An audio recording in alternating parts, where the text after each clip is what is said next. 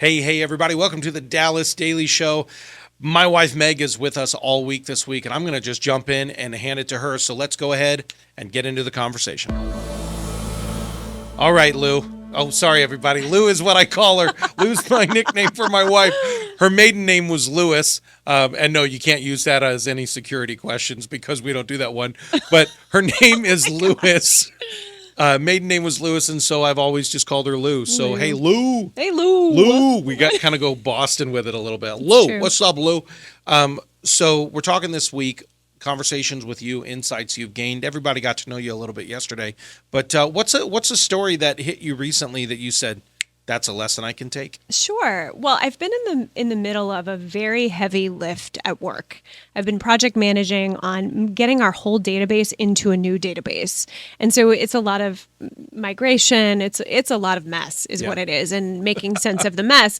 And it's one of those things where I had a target end line in sight, and that target date kind of came and went, and there were some things accomplished, but it's just been a bigger project than I ever would have imagined. I don't think any person listening to this podcast has ever had a target date. Oh my gosh, I know. Yeah, that's so rare that happens. I can't believe that happened to you. I know. It's brutal. Well, I kind of thought like, oh my gosh, I'm going to get so many touchdowns. Like I really was like feeling like I was going to have all this momentum, and it was like inches. It was like daily inches instead of daily yards. I just wasn't getting the downs. Look at me using a sports metaphor. I love it. It's not even football season. Wow, Woo. I can't believe that was in there.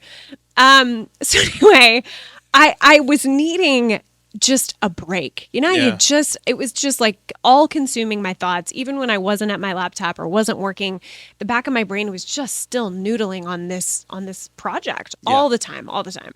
And there was one morning I woke up and I was like, I just don't think I can face it today. I don't have clarity. My mind is a mess. And I was like, I wish I could just take a sick day. And you looked at me and you were like, then take a sick day. They actually call them mental health days now, babe. Like, take a sick day. And I was like, so what? So what am I going to do? Just like lay around all day and just do nothing? Just declutter my mind? Is that what you did? Like, I don't even know what to do. What is this strange thing? What is this weird quizzical thing that people take these sick days? I know. I mean, I'm the girl though who like back in the day, I would be the one who would like show up at work with the fever, you know, and my boss would send me home and be like, you're going to get all of us sick. Why did you come? I'm like, because I don't take sick days, which is, you know, that kind of tells you some of my own issues I've had to work through, we need right? to pause right here, everybody. This tells you a lot about my marriage, too. This is the woman I married. There are no sick days, There Dallas. are no sick days. There are no days off, sucker. When you're a dad forever. Oh my which gosh. is actually kind of true. But. Well, so I did. I called into work and I called in. I sent an email to my coworkers and said, hey, I'm not showing up today. If something urgent comes up, you know, send me a text. You know how to get a hold of me, but I just need a brain break. And I got to tell you, it was so uncomfortable because I almost didn't even know what to do with the break of a day. I started by putting on Miley in the shower, Party in the USA. Oh. I just put it on repeat because I just thought, let's try this. Let's try something, right? So by about the fourth time I heard... I love the fact, because this didn't happen long ago, and I love the fact that your reference to a fun, popular song is like a song from like 9 so years old. ago. I know. That's so perfectly mom of you. Isn't it? I know. Well, by about the fourth time that she's like... hopped off the plane at LAX with a dream in my cardigan. Right? I know. Like, okay, so it took 4 times, but then I was starting to be like, oh, okay, all right, let's just go there. You know, because normally I use that time to like listen to a podcast or think about something productive or get in the right mind frame for the day. P.S. What are the podcasts that you like to listen to? Oh. So is there a top downloaded podcast that you enjoy every day? Yes. Yeah? I listen to the Dallas Daily Show. Oh my goodness. Every day. It is weird because I can hear it from my home office, and every now and again I'm like, why is my voice in the room? Oh, yeah. Well, truth be told, you listen to a I lot like of great to pods, listen though. to your pods in bulk. I tend to like you like 5 at a time on one day. Like too much Dallas every day is, you know, maybe if I... That seems like an overall theme of our marriage. There's a lot to it. I enjoy you like one day at a time, and then I got to take a break for a few days. Then it's back to the Amsden LLC where we're raising children. We're totally off the Miley topic. That could be a good formula for us, though, maybe to consider. One day a week in bulk. I need less Meg every day. I just need her one day a week to really enjoy in bulk, that personality, that captain of the cheerleading squad. Fantastic. So, okay, all right, back to the Miley. You're like the fourth missing in, and you're like, hopped off the plane at the LAX.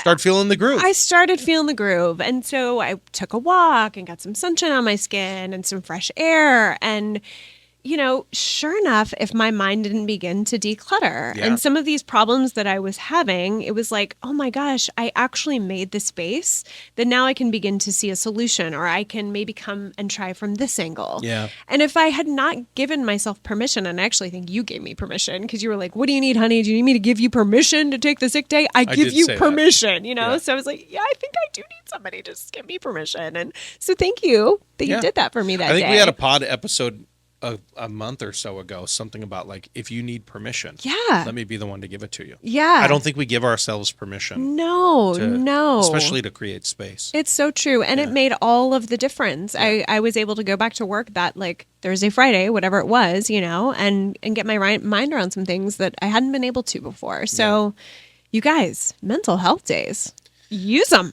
Well, I think, too, just the concept of having a pattern of creating space is really key. It's really crucial. So true. If we don't create the proper amount of space, and we know even, you know, within the Jewish tradition and in biblical tradition, there is a Sabbath. There is the Shabbat, which is just like rest from your labors. And part of that is not just resting from the physical labor, but also creating space in the mental taxing of what we do as well, because we're a 24/7 culture. We've got these crazy devices on our hips all the time, and we're at beck and call, because if we don't answer an email, someone will call, or they'll text, or they'll WhatsApp us, or they'll Snap us, or they'll Instagram.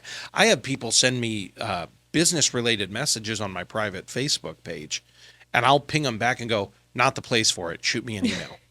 I'd like to keep those boundaries. But I think just in our own lives, this idea of creating space. It's so important. It's really important. And especially in the relentless world of even parenting.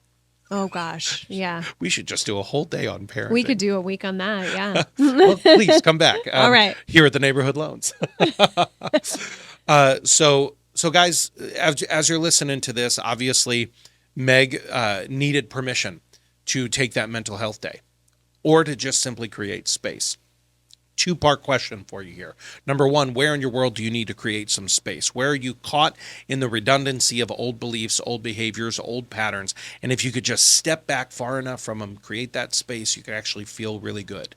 So where in your world do you need to create space? Number one. Number two is, I give you permission to create that space. Do what is necessary to create the space in your mind so that you can actually begin to breathe a little bit, have a little margin in your mentality, because future you isn't caught up in the grind. Future you has designed a life where you have the space and the capacity to actually continue to grow and expand. So, Meg, that's a great story. Thanks for sharing it with us. You betcha. This whole week, I'm going to have you sing us out. So here at the Dallas Daily Show, sing us out. What do we say at the end? I put my hands up to play my song. All right, don't get us canceled because of copyright. No, what do we say? Not what do we sing? Have a championship day. Thanks for listening to my dad's podcast. For more tools, go to dallasdailyshow.com. Be sure to like, subscribe, and share. Thank you.